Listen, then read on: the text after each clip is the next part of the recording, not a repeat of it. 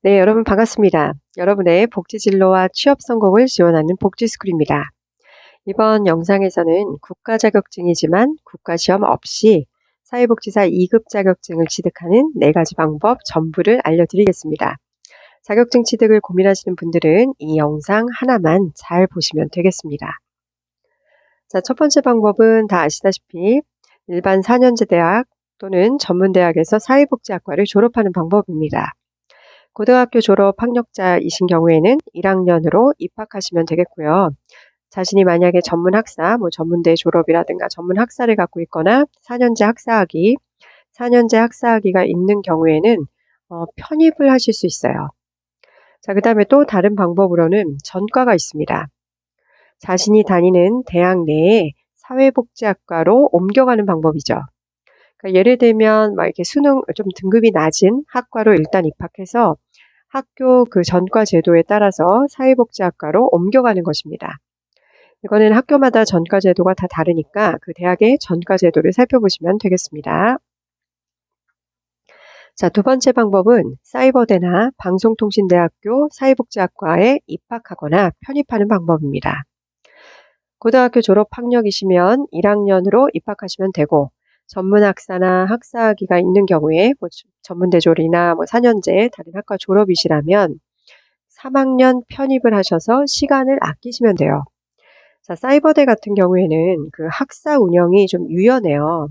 그래서 본인이 조금 더 노력하면 일반 4년제보다는 학사학위 그 취득 기간을 단축할 수가 있어요.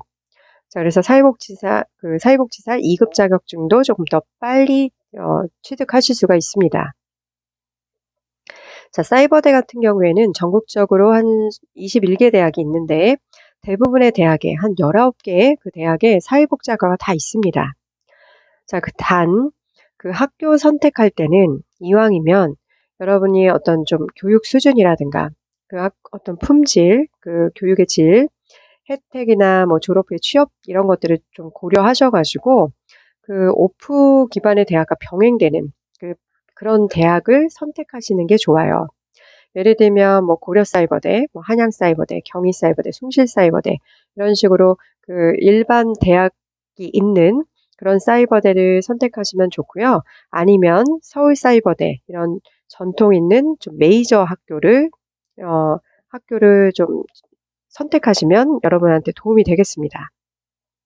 자, 한국방송통신대학교 같은 경우에는 원래는 사회복지학과가 없이 각 학과에서 관련된 사회복지 관련 그 과목들만 운영하는 연계 전공의 형태로 운영이 됐었는데 2018년도에 사회복지학과가 개설됐어요. 그래서 여기는 대학원 과정도 있습니다. 그래서 여러분이 그 사이버대나 방송통신대에 관심 있는 분들이 좀 많은 것 같아요. 그래서 차후에는 이 영상을 좀 따로 만들어 보겠습니다. 자, 그 다음에 세 번째 방법으로는 학점은행제가 있어요. 학점은행제가 있는데 이 세 번째 방법은 여러분 평생교육원이나 이런 학점은행제를 활용하는 방법인데 좀 솔직히 말씀드려서는 추천하지는 않습니다. 네, 여러분의 방법적인 부분에서는 좀 알려드릴게요. 자, 학점은행제는 학위를 받는 시간을 좀 단축한다는 장점이 있어요. 그래서 학점은행제를 통해서 전문 학사나 학사학위를 받을 수 있지만 솔직히 말씀드리면 다른 학과들은 어떤지 모르겠지만 사회복지 쪽에서는 좀 추천하지는 않습니다. 여러분이 다른 유튜브 채널들도 찾아보시면 사회복지 분야의 어떤 그 학점은행제의 단점들이 많이 언급되고 있는데 특별히 좀 학점은행제에서 취득한 사회복지 자격증의 경우는 좀 활용면이 굉장히 떨어져요. 그래서 특히나 이제 취업이 굉장히 좀 불리한 부분이 있고 그래서 광고만 보고 선택하시면 후회하실 수가 있습니다. 만약에 저희 좀 추천하지는 않지만 그래도 내가 학점은행제를 이용하겠다라고 하는 분들은 좀 생각을 하셔야 되는 게 그냥 내가 사회복지사 2급 자격증만으로 그냥 만족하겠다. 내가 취업은 못해도 그냥 난 자격증만으로도 만족한다.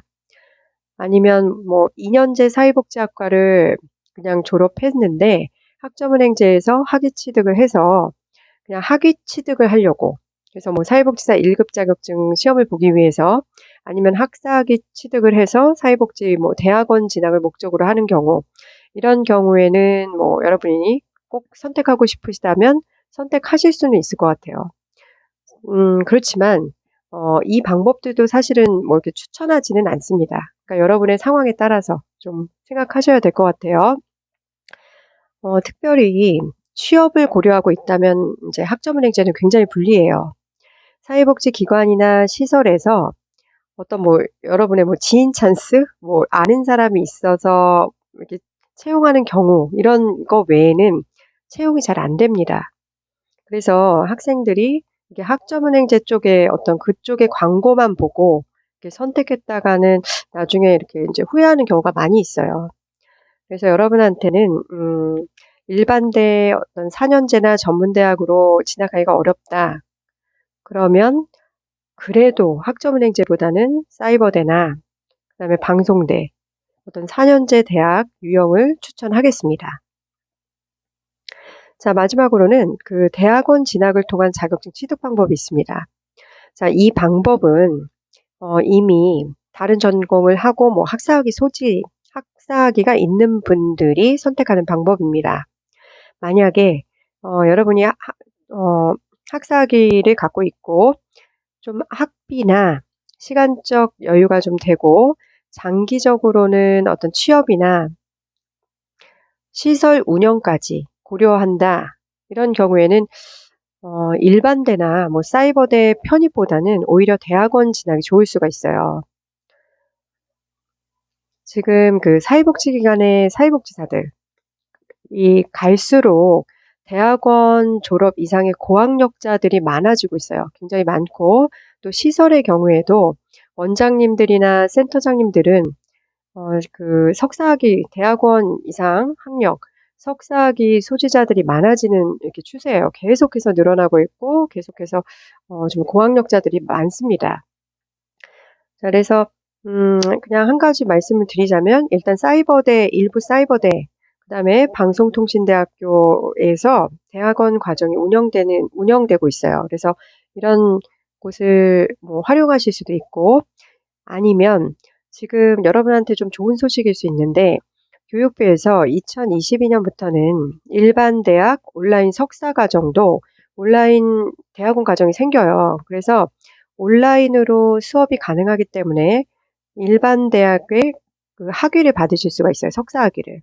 그래서 이런 방법들도 잘 활용하시면 좋겠습니다. 자, 그래서 지금까지 말씀드린 이 네 가지 방법 모두 동일하게는 사회복지 과목 17개 과목을 이수해야 되고 그다음에 실습 160시간을 그 실습을 하셔야 돼요. 자, 이건 동일한 조건이야. 다 동일한 조건인데 여러분이 한 가지 기억하실 것은 우리가 사회복지는 사람을 대하는 우리 실천 학문이에요.